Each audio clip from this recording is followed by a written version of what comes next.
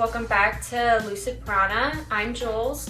If you remember last week or if you watched my video, we talked about some of the basics of yoga, and I'm just going to kind of do like a recap on how it's been going for me.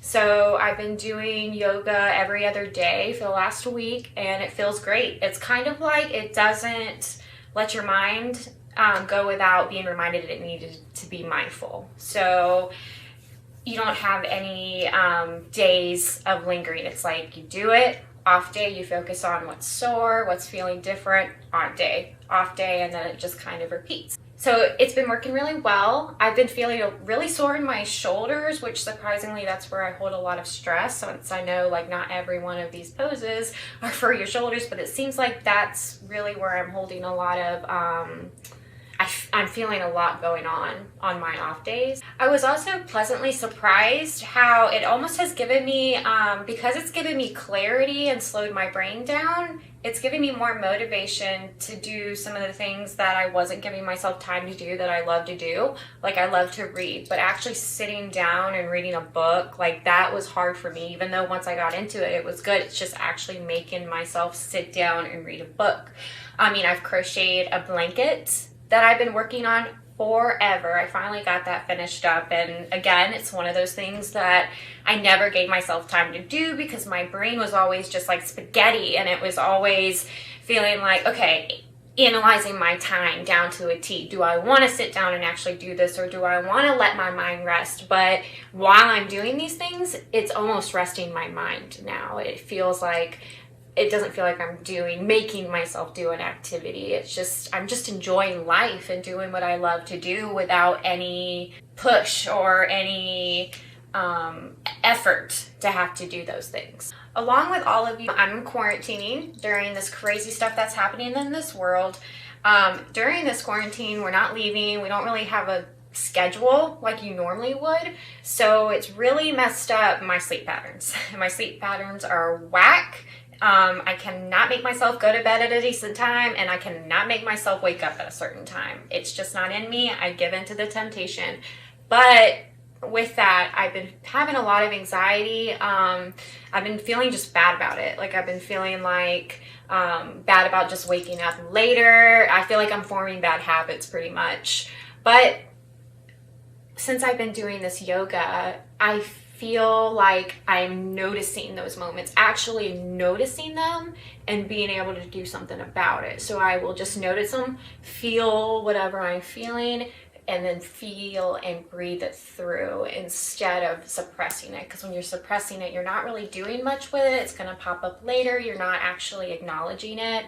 But if you acknowledge it, you're taking care of the problem. You're planting that seed. Overall though, y'all, I'm feeling pretty proud of myself. I'm sticking to this. I'm doing it every day. One of my biggest obstacles is I'll start something and I'll have that motivation for just a little while, but I've stuck with this. I have done what I said I was gonna do. And on top of that, it's been leading to me getting up, washing my face. I don't normally go to the bathroom and wash my face first thing, but now I do. Go to the bathroom, wash my face. I've been drinking more water. That's something that goes along with yoga. You want to get some water in you while you're doing your poses and things like that. So I've been drinking more water, which is a plus.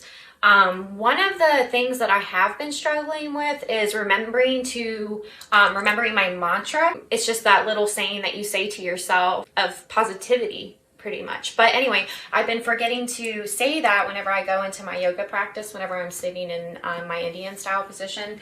But it doesn't matter because I have it on my mirror in my bathroom. And the reason why I posted it there is so that I can see it whenever I'm doing the littlest of activities. So say I'm going to wash my face, I see it there and I just repeat it to myself. So I'm just trying to, pretty much the point is apply it into my life on a daily basis, because that's pretty much what you're doing with yoga anyway, is you're taking what you practice and what goes on in your mind and letting yourself go and pretty much applying it into your life. Well, enough about me. Now let's review what we went over last week. So if you remember, if you watched my first video, we were talking about the yamas, and we were studying the first yama, and the yama is the first of the 8 limbs of yoga, which are kind of like the guides to fulfilling your mind, body, spirit through yoga. So the first yama of yoga is Ahimsa. I'm still learning how to say it. I've improved. And Ahimsa is the study of nonviolence, or the practice of nonviolence, which could be mental or physical, beating yourself up, judging others, just being mean, anything mean that's not necessary. So my mantra and my affirmation that I found that I wanted to use for the Ahimsa, which I've been using this whole week since the last video, pretty much it says, as I'm learning to forgive, as I forgive myself and others, I set myself free. Forgiveness is a gift I give myself. Pretty much I've been just saying that to myself on the regular, just kind of planting that seed. That's what you're doing, is you're planting these seeds that they can just kind of grow on their own, is pretty much what happens. They start just kind of laying in your daily life without you even noticing. You're feeding your subconscious is what's happening. You are awakening that subconscious that you don't even know is directing your life. So overall, I've been feeling more clearly in my mind. I've really been able to feel when energy flows in and out of my body. I've been able to catch my anxiety moments just at the beginning, instead of waiting till they've already made my breath speed up and all that stuff that happens with anxiety, tense up. I've been able to catch it and breathe through it. So that was just a little recap of what I've been doing this last week and what I've been focusing on, doing my affirmation, focusing on the yama, the practice of nonviolence, and then I've also been doing my poses. So now we're going to get into the yoga poses that we recapped last week. This ended up being about a 12 to 15 minute session, depending on how fast or slow, which is a pretty good time. I mean, it's a pretty quick session, but you get a lot from it. So pretty much I'm just going to show you this video from start to finish of my session. Okay, so as you can see, I'm sitting in my Indian position, a crisscross applesauce that I like to sit in to get grounded. I take as long as I need on this, so there's really not the amount of breaths that you need to do or anything like that. So I'm just finding myself and getting myself ready for the sequence. Then I go into the mountain pose, feet apart, arms vertical, which my arms actually need to be a little bit lower than they are right now.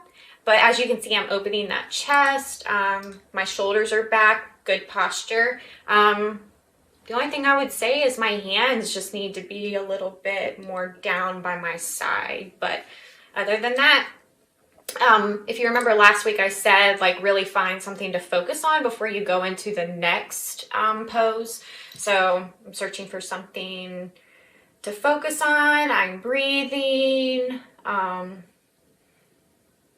getting myself ready to go. I usually do this one for about 10 breaths. So this one, you just breathe 10 times before you go into the next pose. Okay, so now I have found that object. I find my center, and I've brought one of my legs up to my inner thigh. I plant that heel in my thigh first and I just kind of forget about it. And then I find my weight. I center my weight on that other foot. I hold this for 10 breaths, which I feel pretty good about this one. I'm doing a lot better than I did at the beginning. So now I'm switching feet and just doing the same thing on the other side. Coming down from the tree pose, we go on all fours and go into the cat-cow pose. With this one, you're just inhaling as you look up and you're exhaling as you go down. This one just pretty much loosens up the spine, and it's a really nice breathing pose, which I like that this one is before the next pose because it kind of gets your body ready to do some work. It gives it a minute to breathe. So you do this for about 3 to 5 breaths. We do this for about 3 to 5 breaths. All right, going from this pose, we're going into the plank. Hands flat, butt up. Your heels are up in the ground, up in the air. like I said last week, you kind of want to press those fingers into the mat. It kind of deters your attention away from your core that's doing all the work. It's strengthening up your core. So when you're looking at your fingertips going into the mat, kind of veers your attention away, and kind of, if you want to look forward, but you're breathing. You want to do this for about 10 breaths.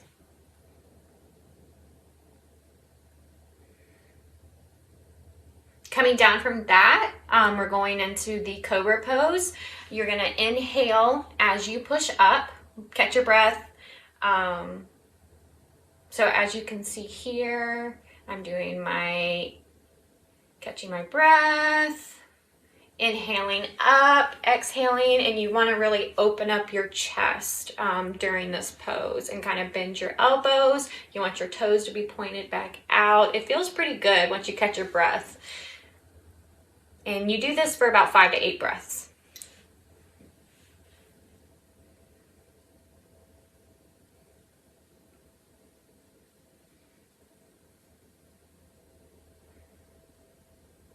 Try not to overextend your neck also.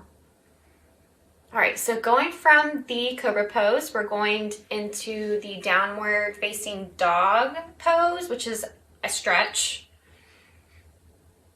As I come up, as you can see, my feet end up not staying on the ground. So that's something I need to work on, is that my feet are kind of, my heels end up being off the ground a little bit, but I'm pushing my head down nicely, so that's good. You really can feel that burn in your hamstrings. You can feel it down your legs. Feels good, but it burns.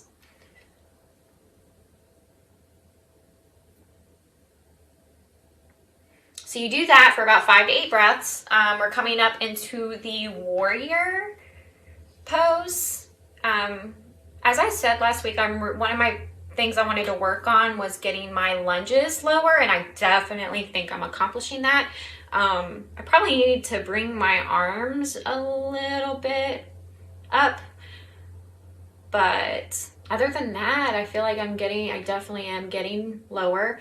Going from the warrior pose, I didn't mention this last week. I like to stay on the same leg and go from the warrior pose into this triangle pose. There's no reason to go back and switch sides when you can just do them both in their own sequence within the sequence. So I just went over, did the triangle pose, looked up, grabbed that back leg, and now I'm switching to do the opposite leg's warrior pose. Make that back foot parallel with the mat, point that front foot directly in front of you, and look over your hand. You want that knee to be perfectly aligned on top of your foot. Looks like I'm a little higher on this one, so I probably need to work on this leg getting down a little bit lower as well. But going from here, I just stand straight up, and then I bench.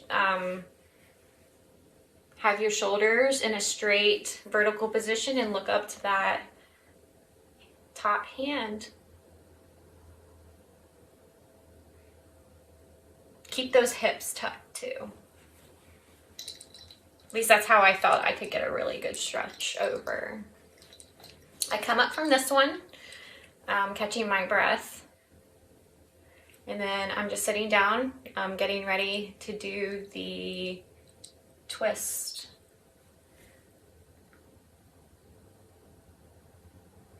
So as you can see, I'm tucking one leg under, I'm putting the other leg on top, and then I'm just twisting against that leg, giving my body a good twist. You don't want to overstretch, but you do want to keep your back nice and tall. At least that's what I felt was good. That's what I read is really good.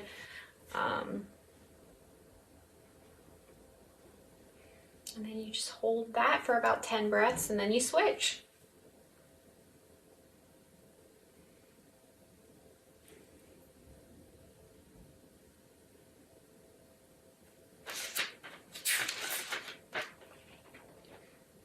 Also, for the warrior and the triangle pose, I forgot to mention that you're doing that for about 10 to 12 breaths.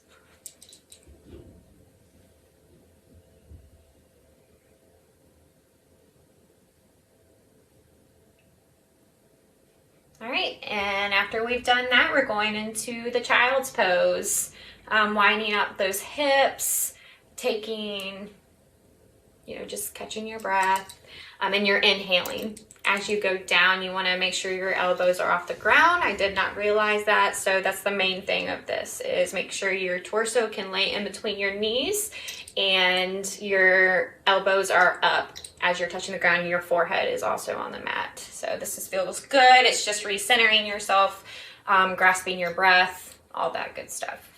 So hold this for about 10 to 12 breaths too. But that is it, y'all. One thing I did notice as of today, I did my yoga this morning, and I actually did it inside instead of doing it outside. I usually am on my back porch when it's nice, but it was really cold, so I didn't want to go outside. The change of scenery did a lot. So I want to just say that I think that setting has a lot to do when you're doing your yoga practice on how really you're able to let go.